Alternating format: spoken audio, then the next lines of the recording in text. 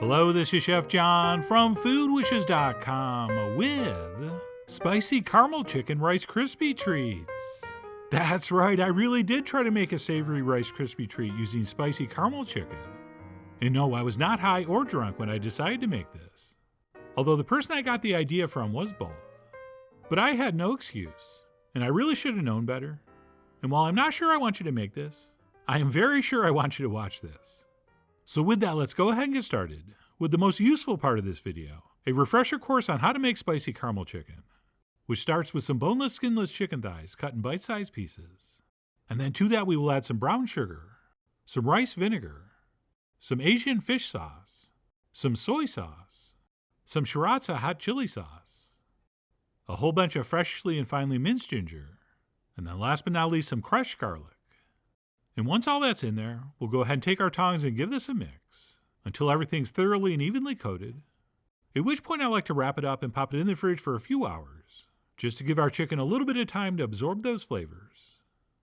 Although having said that, you can cook this right away. But if you do pop it in the fridge, while you're waiting, we can go ahead and slice and dice our veggies, which for me includes some red bell and jalapeno pepper, plus some freshly chopped cilantro and freshly sliced green onions. And besides that, we'll also measure out 4 cups of Rice Krispies into a bowl. And no, I can't believe I'm doing this either. But anyway, after our chicken's marinated, I went ahead and transferred that into a lightly oiled nonstick skillet, set over high heat. And please note, I am using a slotted spoon, so that most of that marinade is draining off back into the bowl. And we will reserve any of those liquids left in the bowl and use them later. And as soon as that chicken's in the pan and starts cooking, you're going to notice a lot of moisture coming out, which is totally fine and expected. And all we have to do at this point is keep an eye on it and simply wait for that liquid to evaporate. And once that happens, we'll continue to cook stirring for maybe 4 or 5 minutes, or until our chicken's cooked through and beautifully browned and caramelized. And once pretty much all the liquids are gone, we can lower our heat to medium-high or medium, so the pan doesn't start smoking and we don't literally burn this. Although very dark is okay. In fact, the more you caramelize sugar, the less sweet it gets, which is more of an interesting fact than a piece of useful information here, since we are going to mix this with mini marshmallows. But anyway, fun fact nonetheless. And then what we'll do once all that moisture has reduced and our chicken's nicely browned and cooked through is toss in our green onions, our 2 kinds of peppers, and some nice crunchy roasted salted peanuts. And we'll continue cooking this stirring, probably still on medium-high, for just a couple minutes, or until those veggies just start to soften. And I know I showed you some chopped cilantro earlier, but that was actually going to be to sprinkle over the top when we serve these.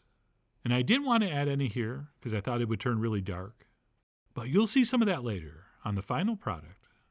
And that's it. As soon as I thought my veggies had cooked long enough, I went ahead and transferred those into a strainer so that any excess liquid could drip out, because I knew I couldn't mix too much moisture into the Rice Krispies. But I did want to reserve that, and you'll see why in a second. And then what we'll do at this point is put our pan back on medium heat, and I tossed in a chunk of butter, plus those accumulated juices we just talked about under the chicken. And you remember that excess marinade? We can go ahead and add that now as well. And my plan was here to reduce all this down, so that pretty much all I was left with in the pan would be the butter, some chicken fat, and a syrup created from those juices and marinade. And I thought I'd reduce this enough, but in hindsight, I think I needed to go a little more. But anyway, this is how far I reduced it down, at which point I dumped in 2 cups of mini marshmallows, which, by the way, is 2 less cups than your aunt puts on that sweet potato casserole at Thanksgiving. I'm just saying. And after I tossed those in, I turned off the heat, and I gave everything a stir. And I did not wait for every mini marshmallow to melt before I removed this from the stove, since I figured the rest would melt on the way to the bowl, which they did. So I went ahead and transferred that over my Rice Krispies. And I dumped in my caramel chicken mixture. And then I took my spatula and started folding and mixing everything together. And right here I was actually thinking, oh my God, this could work. But then I thought, oh my God, this could work. And what's going to happen if it does? Will I forever be known as the person that released this upon the public? I mean, will this be my legacy? But anyway, after giving that a mix, I decided to stop and toss in some salt, since I did taste a little bit in between shots, and I thought it could use a little more. Plus I decided to grate in a little bit of fresh lime zest, which I thought would pair very nicely with whatever the heck is in Rice Krispies besides rice, which I believe is like 15 ingredients. But anyway, I gave that a final stir. And then just like traditional, non-insane Rice Krispie treats, I went ahead and transferred the mixture into a plastic wrap lined baking dish, and then patted the top down and smoothed it over with the spatula. At which point I covered that with a piece of plastic, and then gave it a very light pressing. And then once that was set, I went ahead and flipped it over on a cutting board for what we call in the business, the reveal. And yes, I ate that little piece that broke off on the top, and it was surprisingly good. So I was kind of encouraged at this point, and I grabbed a knife to cut out a few treats. And while it did cut sort of like a Rice Krispie treat, I could definitely tell it was softer, and that rice probably wasn't going to stay crispy. But anyway, I pressed on, and once I had those squares cut, I went in for the official taste. And no, it did not stay together, or at least not enough for this to be eaten like an actual Rice Krispie treat. But on the bright side, it did not taste terrible. It was actually very good. Yes, very sweet, but very, very good.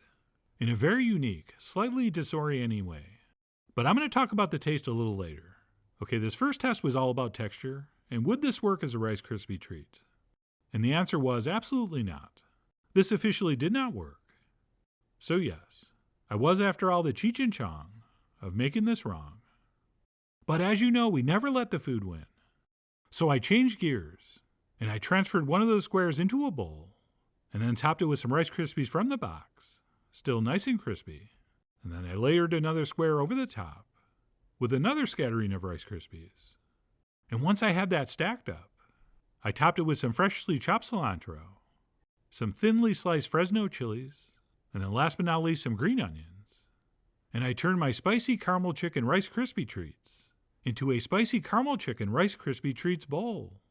Oh yeah, people love bowls. The kind you eat out of. Not the kind my friend that gave me this idea used. And I'm not sure how or where you would serve this, or even why, but it was very tasty and kind of enjoyable, although kind of hard to eat with a fork. So I switched to a spoon and decided to try it with a little bit of freshly squeezed lime. And the spoon definitely worked out better, as did that little bit of acidity. And as far as the flavor goes, like I said, it was very tasty, which makes sense because of all the ingredients we added to the chicken. But it is obviously very sweet. So I don't think we could serve this as an appetizer, or even as a main course. Although having said that, I have had sweet and sour porks that were sweeter than this. But still, as much as I like chicken and rice, I probably would not do this as an entree. Which I guess brings us to dessert, where I think this could actually work. Alright, especially if you're someone like me, who doesn't really like desserts at the end of a meal, and would almost always rather have an extra savory course. Alright, here I can have both. Oh, and getting back to the texture, while the Rice Krispies did not stay crispy, they didn't get really wet and soft and mushy either. Right, the best description I guess would be chewy, but a kind of dry chewiness that's very hard to describe. And in a word, it was just weird. Okay, not in an unpleasant way, just in a very unusual way. But anyway, that's it. One of the dumbest recipe ideas I've ever tried. So I really can't finish the video by saying my usual, I really do hope you give this a try soon. But I'm also not saying you shouldn't give it a try soon. So just in case, follow the links below for the ingredient amounts, a printable written recipe, and much more info as usual. And as always, enjoy.